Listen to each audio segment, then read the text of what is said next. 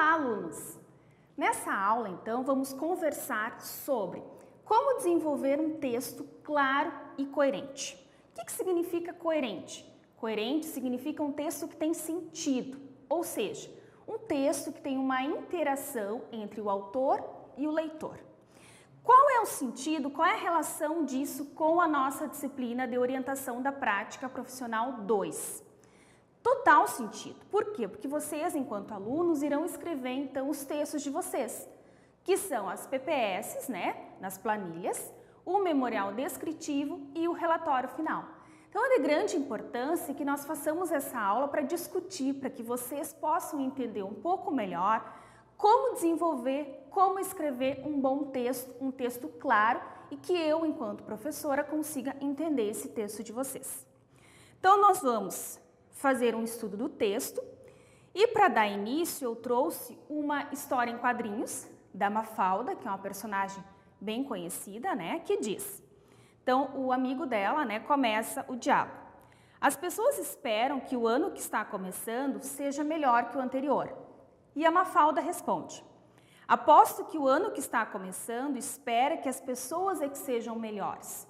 Então eu trouxe esse exemplo porque é um exemplo bem clássico e bem importante o momento, a atualidade que estamos vivenciando. Então, esse texto é um exemplo que possui introdução, desenvolvimento e conclusão. O que significa isso? É um texto que tem um início, um meio e um fim e tem toda uma relação com a nossa atualidade, com o momento que estamos vivendo. Isso ajuda vocês a perceberem que nos seus textos é preciso ter essa relação de início, meio e fim. As palavras, elas precisam estar conectadas, as frases coerentes com sentido, para que eu consiga entender o que você quis dizer, por exemplo, enquanto desenvolveu a sua prática profissional. Outro exemplo que eu trouxe para exemplificar sobre as PPS, um caso de incoerência. O que significa isso? Que não tem sentido nenhum eu colocar, por exemplo, na minha planilha, 20 horas para realizar uma entrevista com a bibliotecária da escola. É algo absurdo, porque 20 horas é um tempo muito grande, Então, por exemplo, eu posso utilizar 1 hora, uma hora e meia, 2 horas. Isso sim seria coerente com a minha prática. Só que, obviamente, cada aluno vai perceber, então, quantas horas colocar na sua prática. Vai ser coerente com aquilo que realmente produziu, que realmente precisou daquele tempo para realizar determinada prática. Para que haja, então, uma interação eficaz no momento da leitura, que vocês consigam transmitir aquilo que realizaram nas atividades e que eu consiga entender esse texto, tanto o produtor quanto o receptor de um texto precisam ter, ao menos, uma boa parcela de conhecimento. Por isso é tão importante os professores deste curso também serem profissionais da educação. Então, eu também trabalho em escola, eu sei a realidade, por exemplo, das nossas bibliotecas. Eu sei a realidade, por exemplo, da coordenação de uma escola. Então, isso é importante porque eu também vou conseguir entender as deficiências de vocês, os problemas que encontro nas escolas e vou conseguir analisar a PPS de uma maneira correta e clara. A partir, então, da utilização do seu conhecimento de mundo, o leitor de um texto estabelece uma relação não explícita entre dois elementos, que são as frases. Então, por isso que nós precisamos deixar essas frases claras, que o leitor consiga ler e interpretar corretamente, sentindo o que o escritor quis transmitir. É preciso, então, ao construir um texto, verificar o que é adequado àquela situação específica. E aqui eu deixo bem claro que nós vamos potencializar uma escrita formal, ou seja, uma escrita padrão, que estejam de acordo com as regras da língua portuguesa, que sejam claras e que tenham os seus objetivos. Coloquei um exemplo bem específico, Escrever uma carta a uma reitora, por exemplo, é diferente de escrever uma carta a um amigo. Então, eu peço que nos textos de vocês percebam essa linguagem formal, essa escrita correta, para que eu consiga entender realmente aquilo que vocês produziram e fizeram nas escolas de vocês. Então, nós vamos fazer esse equilíbrio entre uma informação velha e uma informação nova, é preciso que sempre tenha esse algo a mais no meu texto, essa informação que o leitor perceba que realmente aquilo ali é o diferencial do meu texto e vai interferir na minha interpretação. Então, quando um professor solicita aos seus alunos que desenvolvam um determinado tema, irá perceber que os textos jamais serão idênticos. E isso é uma questão muito importante na nossa disciplina. A PPS, o memorial descritivo e o relatório final são textos individuais. Isso precisa ficar bem claro e cada aluno, então, vai ter a sua percepção e colocar os seus objetivos na PPS naquele texto que está produzindo. As respostas, então, deverão ser adequadas à pergunta feita. Isso nós precisamos ter muita atenção no decorrer da disciplina, né? Se foi solicitado uma postagem no fórum em forma de texto, é em forma de texto, não, né, por exemplo, em PDF, envio de arquivos. Por exemplo, eu coloquei algo bem clássico. Você tem horas? Sim. É uma incoerência porque aquele ambiente solicita que a pessoa sinalize que horas são. Então, são exemplos do nosso dia a dia para que você consiga entender e consiga transformar esses exemplos para dentro dos seus textos. Conversando um pouquinho, então, sobre os principais sinais de pontuação. Claro que nós sabemos que são vários, mas os principais que nós vamos utilizar nos nossos textos aqui nessa disciplina são o ponto final e a vírgula. Daí eu trago alguns exemplos. O ponto final, então, ele é utilizado na finalização de frases declarativas ou imperativas e também é usado em abreviaturas. Por exemplo, né, os alunos estão organizando suas PPS. É importante esse ponto final porque eu sinalizo, escrevo uma frase com início, meio e fim, com coerência, com sentido e coloco o meu ponto final porque eu vou seguir uma nova ideia na outra frase ou em outro parágrafo. Já a vírgula, ela tem vários casos de emprego, né, que nós precisamos observar alguns. Dentre eles estão a separação de nome, de localidade, o vocativo, que é o chamamento, o aposto, que é uma explicação, o adjunto adverbial deslocado e uma oração coordenada sindética. Então, eu trouxe um exemplo nesta aula, que é um adjunto adverbial de lugar, vírgula, todos os alunos estão estudando um pouco de português.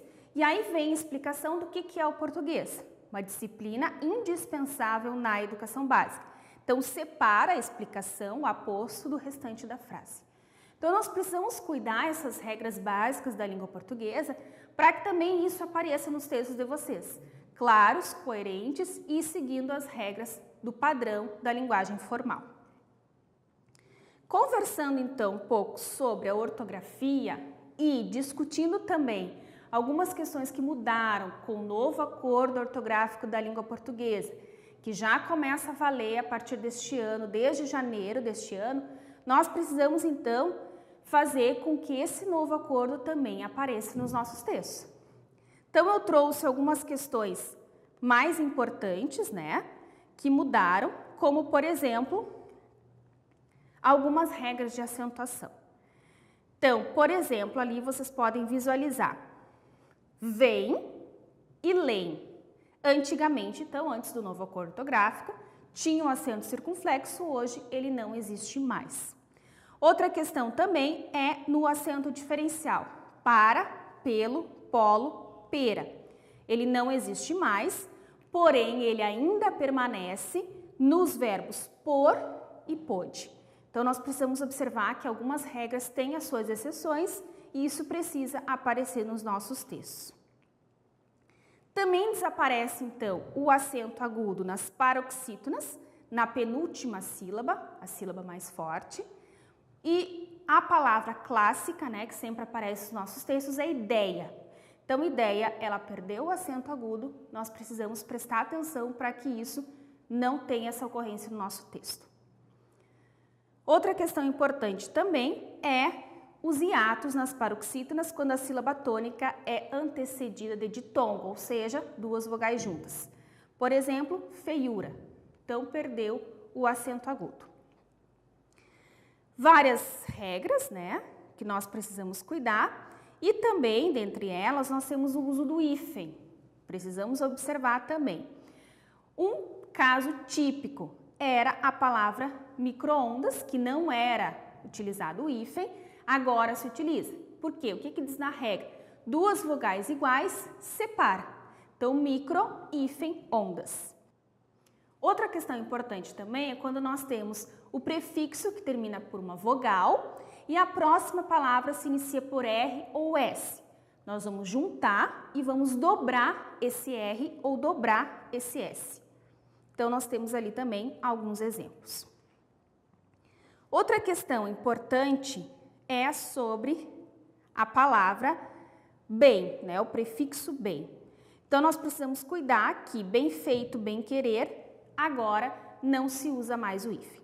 Bom, então essas foram algumas regras básicas. Obviamente que o novo acordo ortográfico ele é bem mais extenso, mas nós precisamos aproveitar aquilo que nós vamos realmente utilizar nos nossos textos, fazer uma discussão sobre o que é viável aqui na nossa disciplina.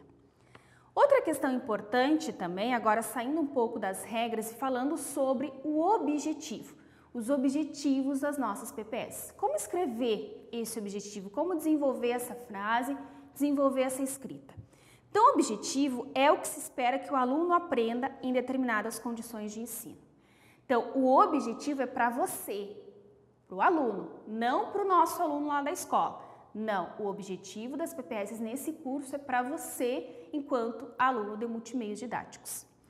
Então, o objetivo é um resultado a alcançar, é o que se pretende com o trabalho e deve ser redigido sempre com o verbo no infinitivo. O que são verbos no infinitivo? Verbos que terminam em R.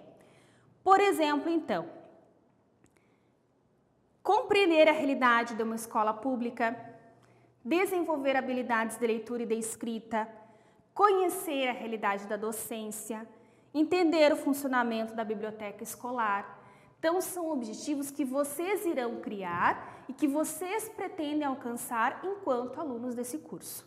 O objetivo que nós vamos colocar nas nossas PPS é sempre o geral, se alcançado, dá a resposta ao problema, e o específico vocês não precisam colocar. Então, o nosso objetivo aqui é colocar o geral e não os específicos. Para finalizar essa aula, fica uma questão, uma pergunta no ar. Você, enquanto aluno, deve corrigir as suas PPS? Sim, e é esse o objetivo da nossa aula de hoje. Ajudar, disponibilizar informações para que você, enquanto aluno, possa também corrigir os seus materiais, tanto a PPS, quanto o relatório final, quanto o memorial descritivo. É muito importante que nós, enquanto alunos, também façamos essa correção dos nossos materiais. A partir do que foi explanado aqui, então, você terá condições de ser o próprio corretor do seu material, ou seja, é indispensável que você revise as suas PPS seguindo as regras da língua portuguesa. E é importante também fazer essa revisão a respeito da coerência.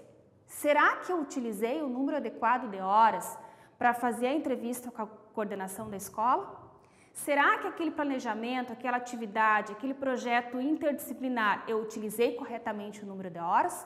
Então, nós temos que nos perguntarmos e colocar corretamente no papel aquilo que eu desenvolvi. Isso é ser claro e é ser coerente. Desejo, então, que todos consigam produzir com eficácia, com clareza os seus textos. Qualquer dúvida, estamos aqui disponíveis para lhe ajudar. Um abraço.